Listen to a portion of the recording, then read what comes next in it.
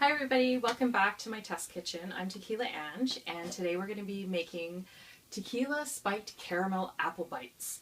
I found this recipe on Fat Girl Trapped in a Skinny Body, and with Halloween just around the corner, I was really excited to try this. Now, I've been holding on to this recipe for probably like a good 8 months, and I really wanted to use it on Halloween. So this is a great treat for adults only.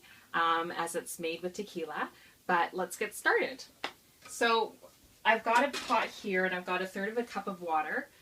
It's on low heat, and pardon my iPad, but I do have to follow it because it sounds a little complicated and I'm really afraid that I'm going to burn everything. So I've got 1/3 of a cup of water in the pot right now, and I'm going to add 1.5 cups of granulated sugar. And that's a big mound of sugar. Do you want to come take a look? So with this recipe, we've got to let the sugar melt, and there's no stirring, but we get to swirl. But we'll let that. So I've been busy swirling our water and sugar mixture, and the sugar has dissolved in the water. So what we're going to do now is we're going to turn up the heat a little bit and let this mixture here turn into a nice chestnut brown. Now that our mixture started to turn brown, we're going to turn off the heat and we're going to add some of our ingredients. So here I've got 1 cup of whipping cream, and the recipe says to stand back because it will splatter like crazy.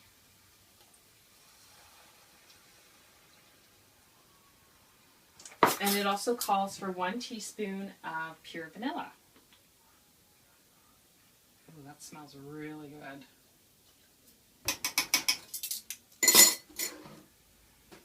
And we're going to give it a quick stir. And we're going to turn the heat back on to low and continue to stir until it begins to harden. And then we get to add the tequila. Our mixture is starting to bubble up and thicken quite nicely. The next thing we're going to add is our tequila. And I've got 1/4 cup of Gila tequila. It's an añejo, which I thought would be a nice, add some woody flavor to our caramel. I think it would be the perfect combination. So we're just going to add that in. Oh yeah. Ooh. Oh, smell that. And just stir it up. Now with this process, it kind of takes a while. So what I'm going to do is I'm actually going to take it off the stove right now. And I'm going to let it sit. And the recipe says to let it sit for about 4 hours for it to start to, because you want it to start to solidify and thicken up quite a bit. And then we'll continue on. Hi everybody, welcome back to my test kitchen. So today I started this project at like 1:30 in the afternoon. It is now 8 o'clock in the evening. Oh my gosh. So the first recipe we tried that we filmed earlier turned out to be a total disaster. And this is what happened. Our caramel sauce over solidified like crazy. So I cooked it wrong. I didn't boil the sugar and water long enough.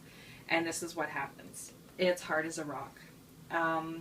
But as you can tell, we've been picking at it all afternoon because it's so flippin' good. I mean, you can't go wrong with this recipe, or just the taste of it anyway. It's fantastic. So if you're looking to get diabetes, this one's for you. So I went ahead and I did a test run number 2. And it turned out like this, which is exactly what this recipe is supposed to look like. It's got a nice consistency. It's not as thick as I thought it was going to turn out to be. And what I was actually hoping to do was to dip apple pieces, like make them basically little mini caramel apple bites. But I've had some trouble thickening up the caramel sauce, and with it being in the fridge, it didn't harden as much as I thought it was going to be. So I'm kind of disappointed that you know, the recipe isn't exactly what I thought would happen, or what I was hoping would happen. Other than that, the taste of it is absolutely phenomenal. It's great for ice cream if you want to throw it on some apple cobbler, like something like brownies and ice cream. I mean, it's really, really good. Just store it in the fridge and take it out whenever you need it, when you want to drizzle it on. It's absolutely fantastic. I wouldn't recommend it for making caramel apples, but what I would do is go ghetto and use the Kraft caramel cubes and melt those down and make your caramel apples that way. I don't know if you could add tequila to it. Maybe one day I'll give that a try. But thanks everybody for tuning in, and I want to wish you a very, very happy Halloween.